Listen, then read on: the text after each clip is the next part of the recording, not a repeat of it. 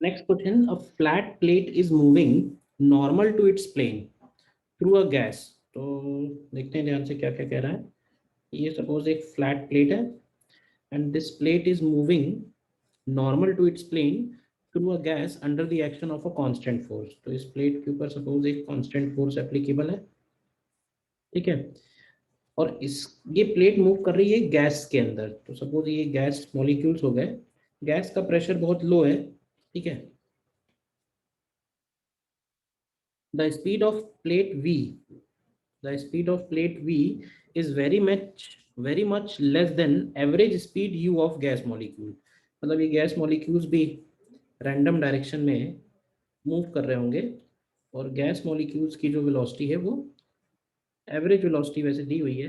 वैसे तो सभी की वेलोसिटी अलग अलग ही होगी, u1 u2 u3 u4 इस तरह से, ठीक है।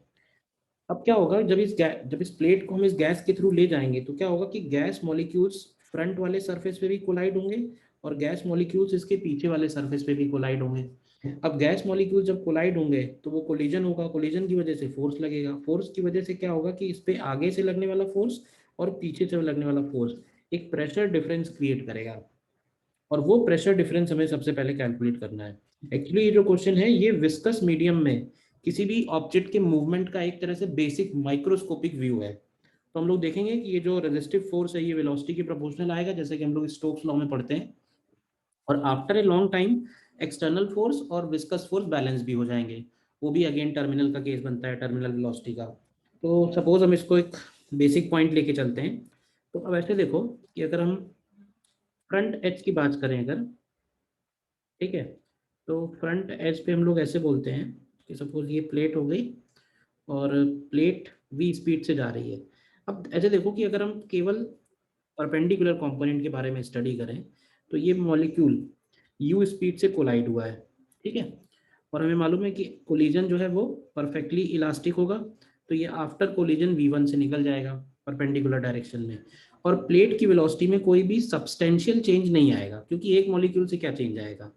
तो ये बताओ कि जरा कि v1 कैसे निकालेंगे। तो इलास्टिक कोलिजन है, तो velocity of separation is equal to velocity of approach अगर हम लगाएं तो यहाँ से v1 की वैल्यू आएगी u प्लस टू वी के इक्वल। देखिए, तो change in momentum of molecule कितना बनेगा, तो ये बनेगा M V one plus M U. तो ये वैल्यू आएगी 2m into you plus we. देखना ध्यान से, ठीक है। ये फ्रंट एज के लिए हो गया। इसी तरह से बैक साइड में अगर हम लोग देखें तो मॉलिक्यूल अगर u स्पीड से टकराया और सपोज मॉलिक्यूल v2 स्पीड से वापस लौट गया, तो वेलोसिटी ऑफ सेपरेशन बनेगा v2 plus V and velocity of approach बनेगा u माइनस वी। देखिए, तो यहाँ से v2 की वैल्यू निकल के आएगी u माइनस टू वी। और अगर हम चेंज इन मोमेंटम निकालें बैक साइड वाले मॉलिक्यूल के लिए तो ये बन जाएगा m into V two plus U. तो ध्यान से देखो कि ये आएगी 2m into you minus we बनेगा ये, ठीक है। ये हो गया लेट से डेल्टा P2, ये हो गया लेट से डेल्टा P1, ठीक है।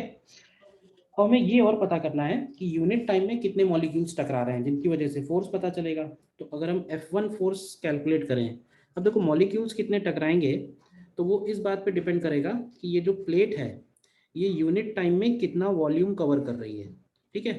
तो प्लेट जो है वो यूनिट टाइम में V into T volume cover कर रही है, पर यूनिट टाइम देखेंगे तो V हो जाएगा। तो फोर्स की जो वैल्यू बनेगी वो हम लोग लिखें delta P1 upon delta T के हिसाब से।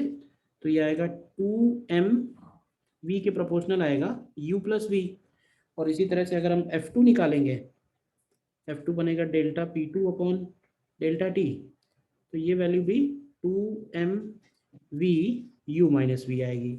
अब जो नेट फोर्स होगा वो F1 माइनस F2 होगा, ठीक है, नेट रेजिस्टिव फोर्स।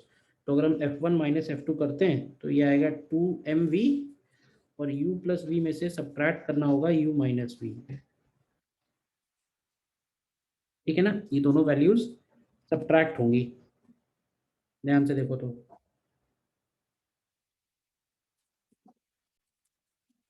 सॉरी, इसमें एक करेक्शन करना होगा, मॉलिक्यूल्स कितने टकरा रहे हैं यूनिट टाइम में, वो मॉलिक्यूल्स की स्पीड पे डिपेंड करेगा। प्लेट की स्पीड तो ऑलरेडी बहुत छोटी दी हुई है, तो हम ऐसे बोल सकते हैं कि यू लेंथ में जितने भी मॉलिक्यूल्स होंगे वो सारे के सारे अगले 1 सेकंड में टकरा जाएंगे। तो जहां मैंने ये v मल्टीप्लाई किया है यहाँ पे u होना चाहिए, तो इसको जरा करेक्ट कर लेते हैं, ये u बनेगा वैल्यू। ठीक है, तो ये 2mu u माइनस वी बनेगा। तो ये ध्यान से देखो, तो ये 4m u इंटू वी आ जाएगा। तो ये u और v दोनों के ही प्रोपोर्शनल आएगा। ठीक है ना, तो यहाँ से ऑप्शन 1 तो करेक्ट आ ही गया, ऑप्शन 2 भी करेक्ट आ गया। और क्योंकि ये विस्कस फोर्स है तो after a long time velocity धीरे धीरे उसकी बढ़ेगी, लेकिन कुछ देर के बाद टर्मिनल वेलोसिटी अचीव हो जाएगी। तो at a later times external force F balances the resistive force भी सही हो जाएगा।